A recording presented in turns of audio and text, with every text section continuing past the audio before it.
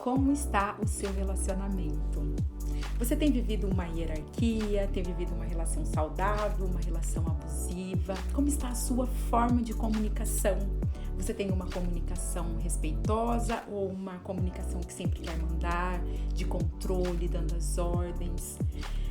Sabe, a gente tem visto tantos casais, infelizmente, se separando na pandemia, como tem alguns também que estão ajustando, fazendo ajustes na relação. E por que isso está acontecendo? Porque realmente fomos obrigados a parar e conviver com o nosso cônjuge.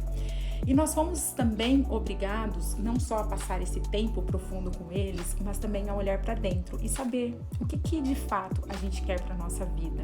Todo esse processo que estamos vivendo nos faz amadurecer, crescer, interna e externamente, criar uma maturidade que às vezes não foi criada ainda no casamento.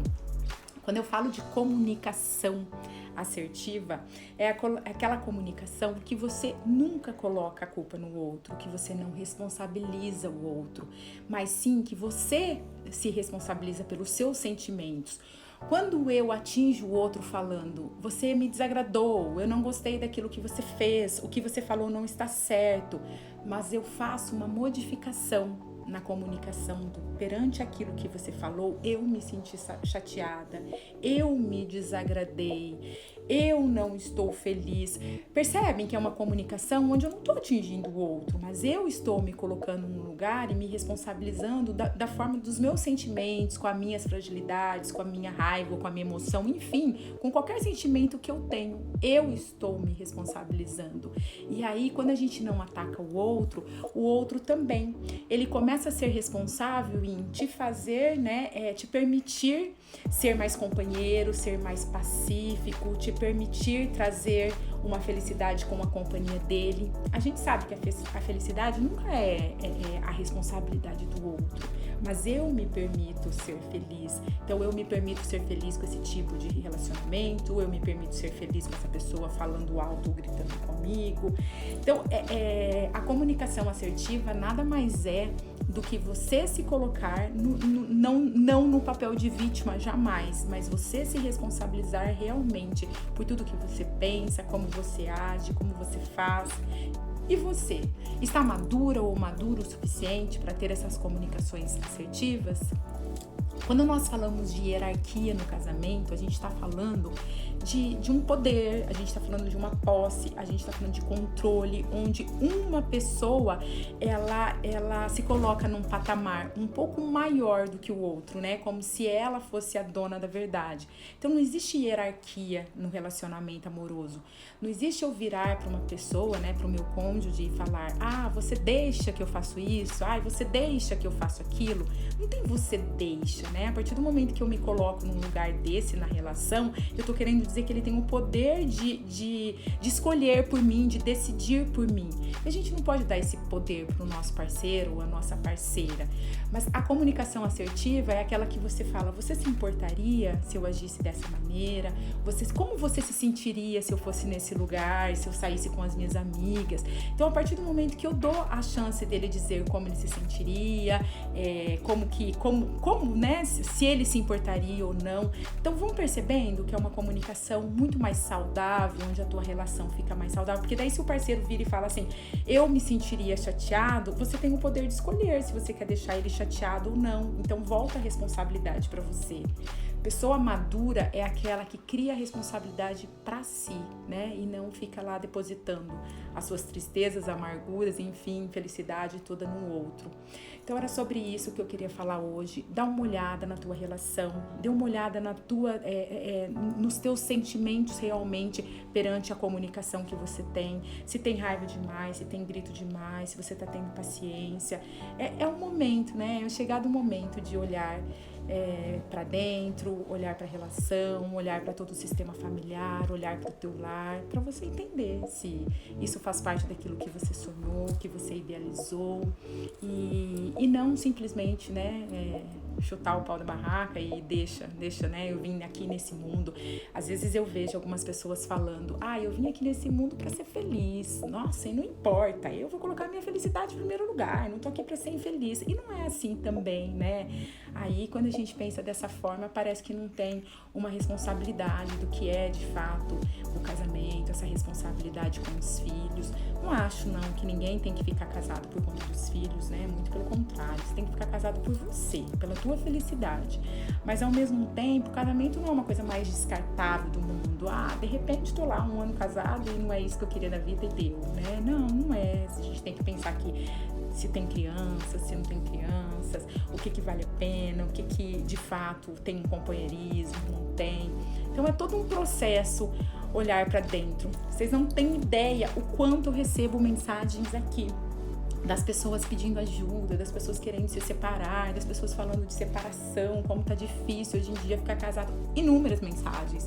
Acho que isso é o que eu mais recebo, ou até propriamente que eu mais atendo. E sim, acho que o casamento, ele é uma entidade muito linda. Acho que a gente tem que gastar, assim, a nossa energia mesmo, verdadeiramente, um pouco. Não é nada descartável, é uma relação, é uma decisão muito difícil para ser tomada. Penso que é a decisão mais difícil do mundo, é tomar a decisão de você se separar, de você continuar casado, mas é muito bacana quando você demora, sim, para tomar essa decisão, quando você pondera todos os lados, quando você olha para uma coisa, você olha para outra. E se a pessoa madura, né? Se aquela pessoa que ela começa uma coisa e ela começa com garra, começa com fé. Então, quando a gente casa, a gente quer casar para ficar para sempre. Ninguém quer casar para separar amanhã. E diante de uma coisa, outra coisa, simplesmente chutar o balde. Não, né? Isso é... Sei lá, acho que isso é muita imaturidade do ser humano. Acho que a vida ela é feita de sacrifícios também e a gente tem que ponderar muita coisa. Porque mesmo porque não é casado, não é sozinho que a gente vai ser feliz, que a gente vai ser infeliz. Não é isso. A felicidade ela não está disposta ao outro, né? Ela está a nós. Mas, ao mesmo tempo, a gente precisa, sim, ter uma responsabilidade afetiva que seja pelos filhos, enfim. Tantos contextos que fazem as pessoas se manterem juntas e fazem as pessoas se manterem separadas ou se distanciarem. Mas o importante é que tudo isso seja feito de uma forma muito saudável.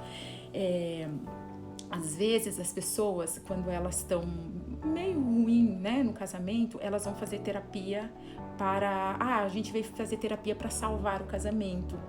E eu tenho muito falado sobre isso. A terapia ela não é só para salvar o casamento, mas a terapia pode ser para uma separação saudável. Vocês já pensaram? Eu estou num processo de separação, então eu vou com meu marido para ter uma separação saudável?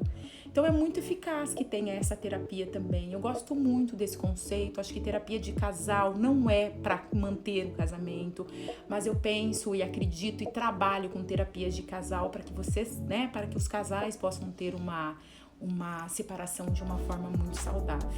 Mesmo porque já entrando num contexto diferente do que eu ia falar, mas as ideias só vêm e são tantas pessoas que eu atendo e daí tem esse contexto, a gente também pode entrar, né, num papo da alienação parental. Poxa, alienação parental no meu ver, quando rompe um casamento, quando tem uma separação, é a coisa mais triste que pode acontecer. Que é a alienação parental, onde a mãe, ela coloca toda a sua raiva no marido e aí ela põe essa raiva nos filhos, joga os filhos contra o pai. Isso é muito comum acontecer, porque aquela mulher, ela tá dolorida, aquela mulher, ela tá sofrida, ela tá se sentindo abandonada, se for o contexto, e aí ela coloca a raiva do marido nos filhos, né? E ao mesmo tempo, o homem também, às vezes é o homem que é o sofrido, dolorido, ele que foi abandonado, e aí ele fica com raiva da esposa, e aí ele joga as crianças contra a mãe. Então, a alienação parental é quando você esquece de olhar o bem-estar dos filhos, a saúde mental e emocional das suas crianças, e você só quer, o seu alvo é atingir o marido. Então, pensa o poder muito forte. Sabe que esse foi numa especialização de terapia sistêmica que eu fiz, esse foi o assunto abordado. Ao mesmo tempo, a minha filha também é formada em psicologia e a gente trabalhou junto esse contexto de alienação parental. E é absurdo, né? É absurdo que a gente vê, não julgando nenhum pai, nenhuma mãe. Sei que acabei de falar o tanto que o casamento é difícil, mas assim, colocar as suas dores, depositar as suas dores nos filhos, querer, né, ferrar o seu cônjuge com os filhos, isso tudo é muito dolorido. A gente tem que entender que a relação homem e mulher não entra no contexto de pai e filho, não entra no contexto de mãe e filha. Relação homem e mulher só diz respeito ao casal. Se há traição, se não há, se tem alguma coisa, sei lá, se tem uma agressão, se não tem, se tem abuso, se tem relação tóxica, não interessa o que está envolvido o casal. O que está envolvido o casal só diz respeito a ele, não diz respeito aos filhos. Então a gente tem que fazer de tudo para que os filhos fiquem bem, para que os filhos continuem amando aquele pai, o que ama aquela mãe.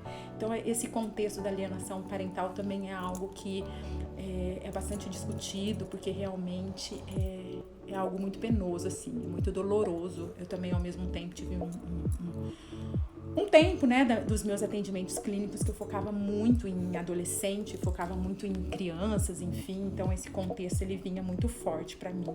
E aí eu via o quanto aqueles adolescentes, não precisa só ser criança, mas quanto os adolescentes também sofriam em relação a isso.